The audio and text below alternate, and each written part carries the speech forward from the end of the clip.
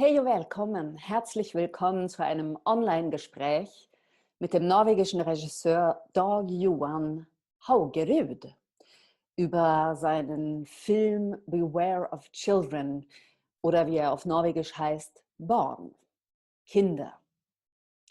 Der Film feierte im vergangenen Jahr in Venedig Premiere und hat seitdem in Skandinavien abgeräumt. Auf Göteborgs Filmfestival erhielt er unter anderem einen Draken für den besten nordischen Film. Beim Internationalen Filmfestival in Haugesund gewann er nicht minder als 9 Amandas. Das ist der wichtigste nationale norwegische Filmpreis. Darunter für den besten Film, die beste Regie, bestes Drehbuch. Und jetzt vor wenigen Tagen gewann er den renommierten Filmpreis des Nordischen Rates, the Nordic Council Film Prize. Ett stort grattis! Varmt välkommen Dag Johan Haugerud, nice to have you here.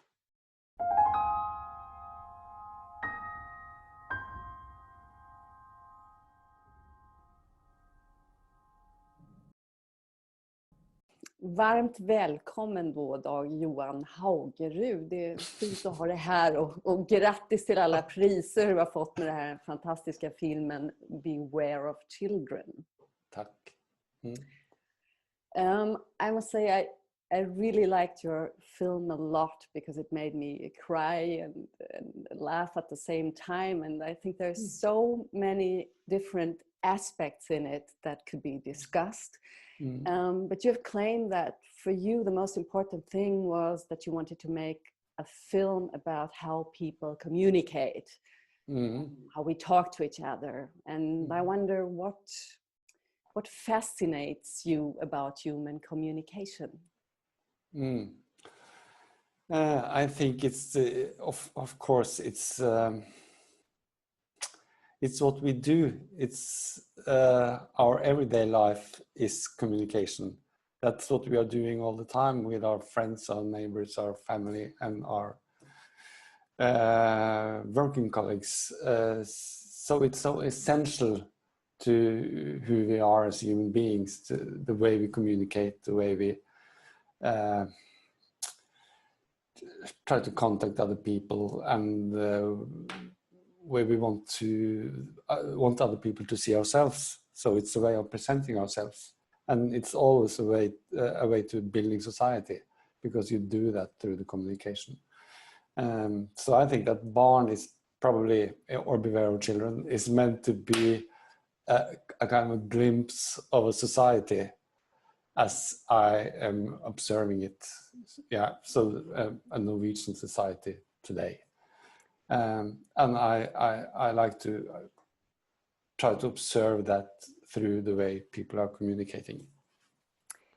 And you just said the way we present ourselves, because that was something I was thinking of too, that it's a lot this thing, I want to please someone else, like Jamie wants to please Anders, Liv wants to please her family because she doesn't want to tell them that she's together with a right-wing guy, that she's got a love story with him. And so do you think this will to please and this need to fit in would also be something that builds a society? Is that an important thing to a community? And I don't think it's a bad thing either, because sometimes you hear that people say that, or other people, that they are eager to please and they are too pleasing in a way, and they are not taking enough care of themselves. They are just, trying to please other people. But I think that's, of course, it can be too much. But I think essentially it's a good thing, because that's, that's how you get through life, really, to try to blend in with other people, or try to get things working. And if you are going to get things working, if you are in a society with many people, you have to be considerate and to listen to other people, and to try to make yourself acceptable also, in a way. So it's of course a balance there, because you can't, you have to be yourself as well. So you have to try to be free in who you are. But I think, I don't think it's so obvious who you are either. So that's something you are trying to figure out throughout your life. So it's a case between trying to be what other people want you to be and try to be who you maybe feel you are. I was very impressed about the characters also, how they were introduced, how they struggled with their feelings of guilt and responsibility, and how you sort of develop a great empathy for all these insecure souls. And I know you're not only a director, but you are also a writer of novels. And I would like to know, how did you develop and create these characters? And did you have these wonderful actors in mind while you wrote the script? Yeah, some of them I did, because I have been working with some of them before. So, and it's a good working relationship, so I wanted to continue that. So I wrote some of the characters for this particular actors. But the way I develop characters, I don't think it's so different from other writers. But I always try to give every character a chance to present themselves as from as many sides as possible, to become whole characters in a way.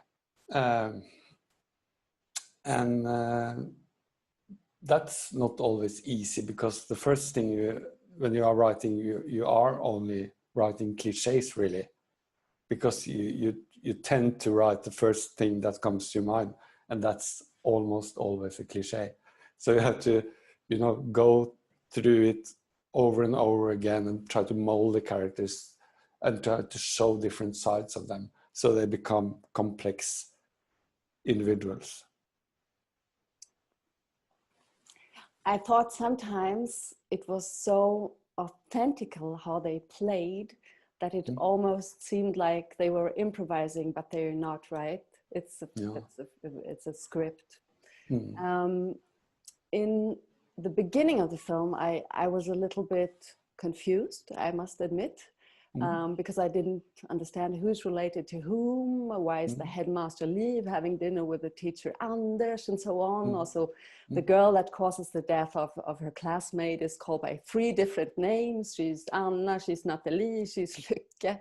And I asked myself if you did this on purpose because you wanted me to feel as confused as the characters are, or was that your intention?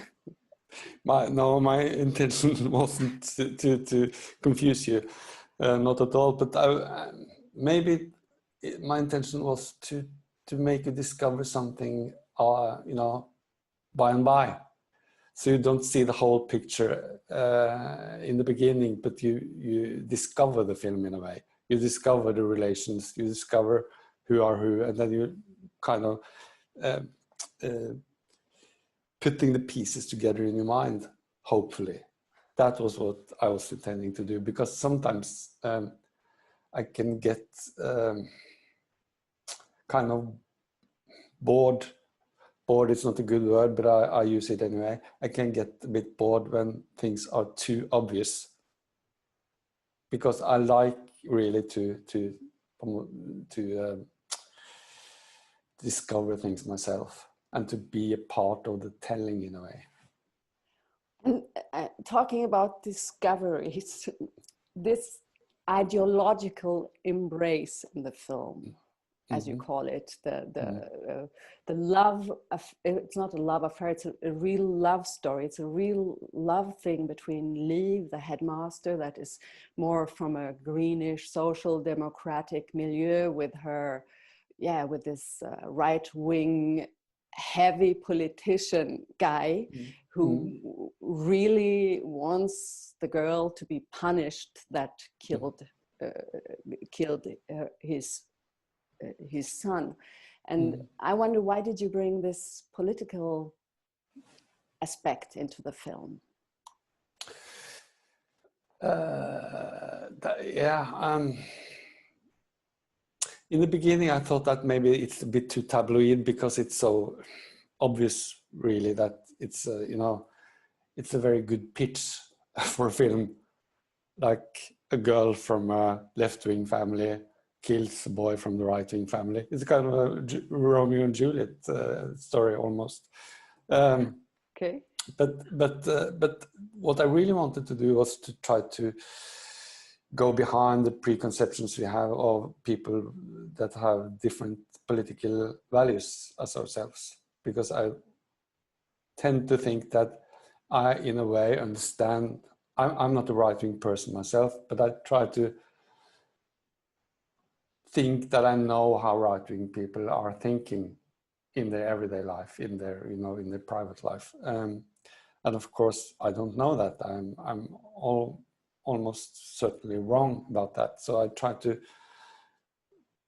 bring forward some nuances maybe, and some I have maybe the idea that if we don't go about and have too much preconceptions of other people, it would be easier to try to communicate and to get the always to get further in the political conversation as well. As I think it's we need to do that.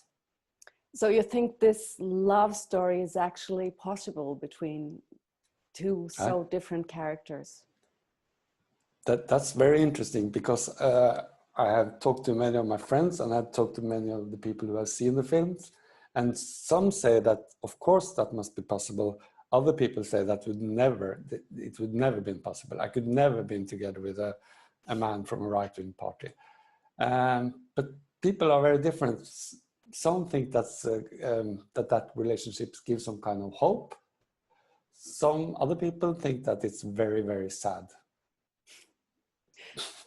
Okay, so let's talk a little bit about some formal aspects and why you chose them, because for me the movie starts out almost like a horror film with this psychedelic drone camera swaying all over the catastrophe.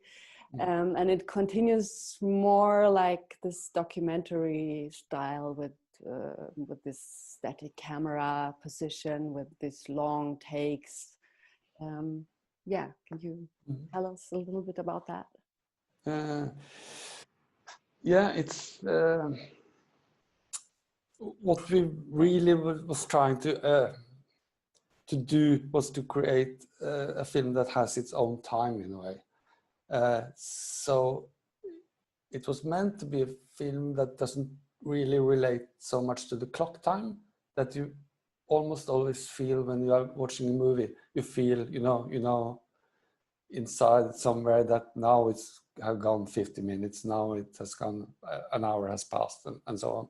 So, but sometimes I see films and I totally forget where I am, or I don't forget where I am, but I don't feel the time in the outside world so much.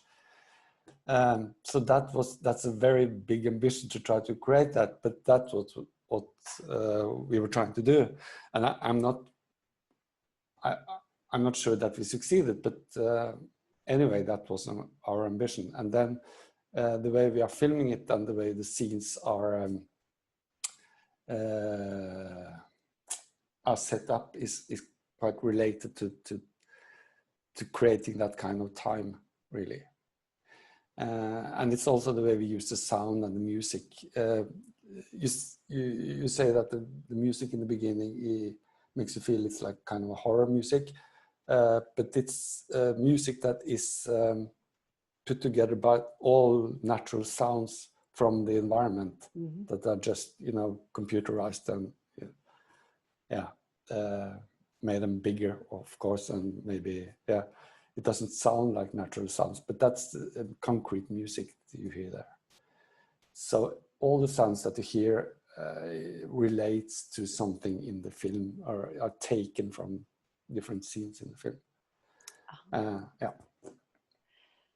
I don't know if I answered the question. Yes, you, in a way you did, but I would like to ask a little bit more about this this documentary feeling that now my camera dropped, but it doesn't matter because I see you, and that's the main thing.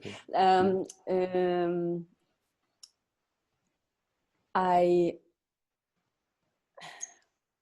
The documentary style you have in the film, sometimes there are like small disturbances, like small irritations, like this fruit or melon that rolls down the street, or there is a door that has to be closed, or a candy that has to be tuned in the middle of the dialogue.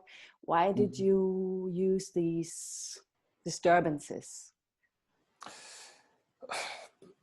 It's probably because I think that's how life is, that there are things that are happening all the time, you know, in everyday life, small disturbances or distractions. And I think that by putting those things in the film, it makes it less, it makes it more natural and more realistic. And realistic doesn't always have to be, you know, a good thing, really, because film isn't realism anyway. But I think it makes you maybe look a bit harder because you are not used to see those things so much. So when they just turn up, it makes you focus more, maybe, perhaps. That's how those things feel for me when I see those things in films. That you know, I observe differently in a way. Okay. So another aspect in your film is the relation between adults and children. And I sort of recognize myself and many others that I know, other people that I know, in Anders, who says, I don't really feel like being an adult. I don't really feel I can take this responsibility. What are your reflections on that? I think that for most people, childhood means that you really want to, or during your childhood, you really want to be a grown-up, an adult. That's your main goal in a way. You want to have a responsibility for yourself, and you know, young people or children or teenagers, they always say that I can take responsibility for myself. I'm big enough, or grown up enough. But then when you are an adult and you got that responsibility, you suddenly don't want to have it anymore because it weighs a bit too heavy on you. Yeah. And you can really feel, wow, I have to have this responsibility in life. It's too much, really. And I think you all often see it in relationships, you know, that you are supposed to have some kind of responsibility for each other, but it's really hard to take that. And that's probably what causes many relationships to end as well, because, you know, it's hard to have that responsibility. So I think that in a way, the film is a bit about what is defining childhood and what is defining adulthood as well. And I think maybe responsibility is the key word there, because young people can be quite responsibility, and then they also are adult in a way, I think. Whereas old people who don't want to take any responsibility are kids all their life. Yeah. Okay, so we have really a lot of different aspects in this film, and just one small question I have left. Where did you take the story from? I mean, why did a boy have to die for all these stories, or for all these aspects? That part of the story is quite autobiographical, because a similar accident happened at my school when I was a child. So I was an observer to a similar accident, and I've always been thinking about that, of course, because it was a big thing that happened in the school. But I also always been thinking about that it's a good start for a story, really, because it's very dramatic, and it gets a lot of different consequences. And so it's a very good starting point for telling a lot of things and to try to reflect on different sides of people. So I hope very much I'll see you next year live in Lübeck. With what film are we going to see then? Next year? Yes. What's your next project? What are you working on? I am working on a project now, but I can't talk so very much about it. I'm sorry, but if we get funding to make it, it will be with many of the same actors. I can say that. But not the same characters. Not the same characters, not at all. Okay. No, it was a different story. So then I thank you very much, Dag Johan Haugerud, for being in your film, Beware of Children. Und ich danke auch euch, liebes Filmpublikum, dass ihr zugeschaut habt und genießt noch das Wohnzimmerscreening der 62. Nordischen Filmtage.